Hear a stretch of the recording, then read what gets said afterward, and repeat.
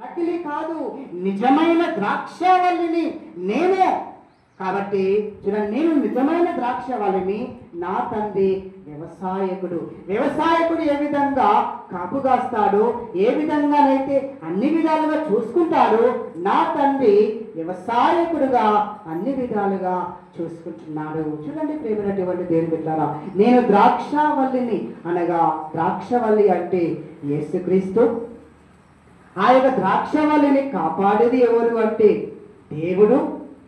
రెమ్మలు ఎవరు అంటే శిష్యులు. రుచికరమైన పండ్లు ఎవరు అంటే విశ్వాసులు.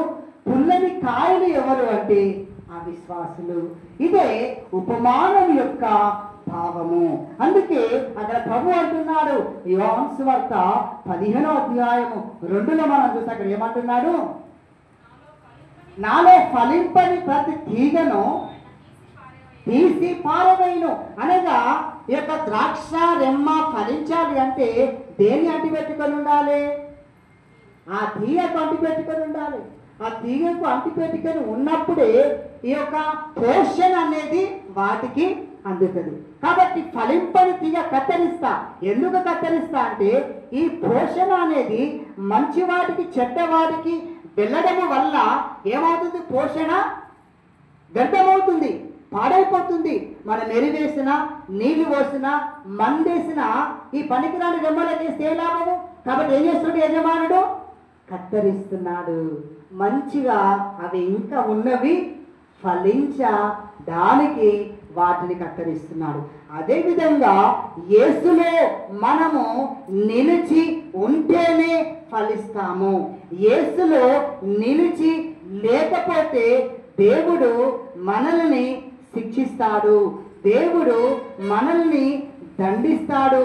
వ్యవసాయకుడు ఏ విధంగా ఫలింపని రెమ్మ కత్తరిస్తున్నాడో, అలాగే మనం అవిశ్వాసులుగా ఉన్నప్పుడు, దేవునికి వ్యతిరేకమైన జీవితాన్ని జీవిస్తున్నప్పుడు, దేవుని మర్చిపోయి జీవిస్తున్నప్పుడు దేవుడు మనల్ని కత్తరిస్తాడు.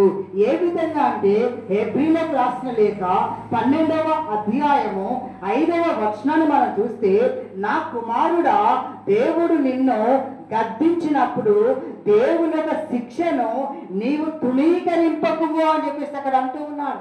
దేవుడు మనల్ని గద్దిస్తాడు, దేవుడు మనల్ని శిక్షిస్తాడు. అయితే నువ్వు తృణీకరించవద్దు, నువ్వు వ్యతిరేకము కావద్దు దేవుడికి. ఆ గద్దింపుకు నువ్వు లోబడి ఉండాలి. ఆ శిక్షకు నేను పాత్రులను అని తెలుసుకొని దేవుని యొద్దకు రావాలి. అందుకే యోహాను సువార్త 15వ అధ్యాయము 3లో మనం చూస్తే అక్కడ ఏమంటున్నాడు, నేను మీతో చెప్పిన మాటలను బట్టి మీరు ఇప్పుడు శుద్ధులై ఉన్నారు. ఏ విధంగా మనం పరిశుద్ధత కలిగి ఉంటామంటే దేవుని యొక్క మాటలు వినుట ద్వారా పరిశుద్ధత, పవిత్రత కలిగి మనము జీవిస్తాము. దేవుని పరిశుద్ధత మనలోకి వస్తుంది. వాక్యము ద్వారా పరిశుద్ధులమై ఉంటాము. తర్వాత అంటూ ఉన్నారు, ఎవరు నా యందు ఉండునో, నేను ఎవరి యందు ఉండునో వారు అధికముగా ఫలించును. నేను లేక మీరు ఏమీయో చేయలేరు. ప్రభువు లేకుండా మనం ఏమి చేయలేం. ఆత్మ లేకుండా ఏమో చేస్తామా మనం? ఈ ఆత్మ ఎవరిది? దేవుడిది. ఈ ఆత్మే. నేను లేక మీరు ఏమీ చేయలేరు. అవును, దేవుడిచ్చిన ఈ ఆత్మ ఈ శరీరంలో ఉంటేనే మనం ఏమైనా చేస్తాం. దేవుడిచ్చిన ఈ ఆత్మ ఆయన తీసుకుంటే శివమై ఉంటాం. ఏ పని చేయవు అప్పుడు. కనుక అమ్మ ఎందుకు మందిరానికి రావట్లే అంటే ఏమంటాం మనం? అయ్యగారు పని ఉంది, నేను పనికి వెళ్తున్నా, డ్యూటీకి వెళ్తున్నా, రకరకాల చెప్తారు. మరి ఎప్పటి వరకు? ఈ వారం 2 వారాలు ఇట్లనే నెలలు గడుస్తున్నాయి, సంవత్సరాలు గడుస్తున్నాయి. ఎప్పుడు పనేనా? ఎప్పటి వరకు ఉంటుంది పని?